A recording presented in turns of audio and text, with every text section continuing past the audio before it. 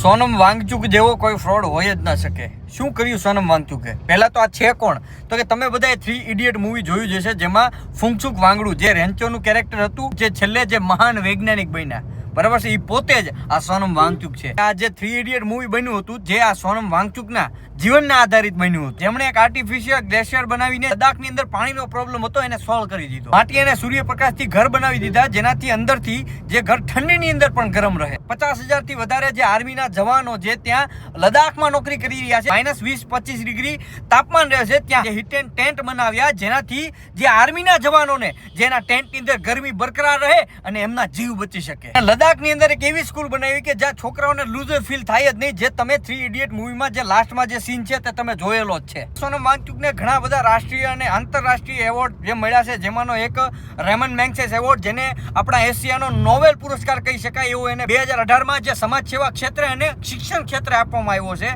હવે આ કઈ અચીવમેન્ટ નો કહેવાય. અચીવમેન્ટ સાચી તો આપણા શિક્ષણ મંત્રી છે ધર્મેન્દ્ર પ્રધાન, આપણા ભારત દેશના, એની પાસે છે, કારણ કે એમના 5 વર્ષના કાર્યકાળમાં 7 પેપરો જે ફૂટી ચૂક્યા છે અને ઘણા બધા વિદ્યાર્થીઓએ પોતાના જીવ પણ ગુમાવ્યા છે. આ જે સોનમ વાંગચુક છે 18 દિવસથી એક જ ધારા પ્રોટેસ્ટ કરી રહ્યા છે કે ભાઈ વિદ્યાર્થીઓ સાથે આ એકદમ ખોટું થઈ રહ્યું છે, સરકાર આની જવાબદારી સ્વીકારે. 7 પેપરો લીક થાય છે, છતાંય તે સરકાર એની જવાબદારી નથી સ્વીકારતી. આમાં વિદ્યાર્થીઓનું ભવિષ્ય શું? આપણા દેશના વૈજ્ઞાનિકે જેને આપને આંતરરાષ્ટ્રીય સ્તરે પણ જેને આપને સિદ્ધિઓ ઘણી બધી અપાવી છે સાહેબ, એવા માણસને સાહેબ આજે આપણી માટે થઈને, આપણા દેશની શિક્ષણ વ્યવસ્થા માટે થઈને 18 દિવસ સુધી એને અંચન ઉપર બેહવું પડે. સરકારના પેટમાં પાણી પણ નથી હલતું સાહેબ, ત્યારે એ વ્યક્તિનો 18 દિવસથી જ્યારે અંચન ઉપર છે ને, ત્યારે એનો 8.5 કિલો વજન પણ ઘટી ગયો છે. હવે જો કદાચ સોનમ વાંગચુક સરને જો કંઈક થશે ને, તો આને જવાબદાર માત્ર ને માત્ર સરકાર રહેશે. અરે યાર, બીજેપી જાય ભાડમાં અને અભિજીત દીપકે પણ જાય ભાડમાં, પરંતુ સાહેબ જે વ્યક્તિ 18 દિવસથી હંગર સ્ટ્રાઇક કરી રહ્યો છે આપણા ભવિષ્ય માટે, આપણા બાળકોના ભવિષ્ય માટે થઈને,